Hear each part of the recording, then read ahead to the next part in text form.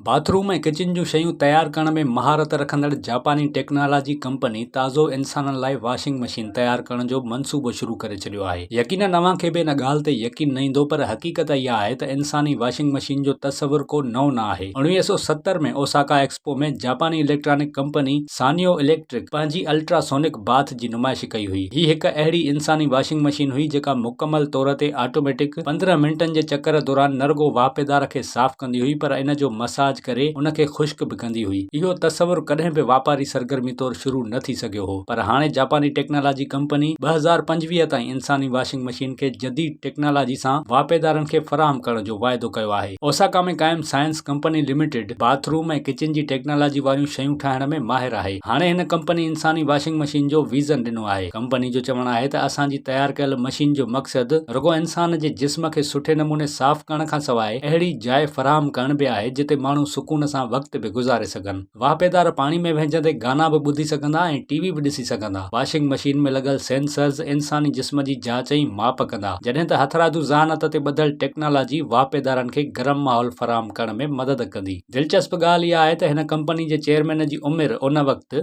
10 साल हुई जॾहिं पहिरियों भेरो सानिया जी असुल इंसानी वॉशिंग मशीन खे ओसाका में पेश कयो वियो हो। हू इन इजाद ते एतिरा मुतासिर थिया हुआ जो हिननि फ़ैसिलो कयो त जेकॾहिं मौक़ो मिलियो त इन में बहितरी आणींदासीं। कंपनी इम्कान ज़ाहिर कयो आहे त हू साल 2024 ताईं इंसानी वॉशिंग मशीन ठाहींदी ऐं इन खे कामयाबीअ सां 2025 जे ओसाका एक्सपो में नुमाइश लाइ पेश कयो वेंदो।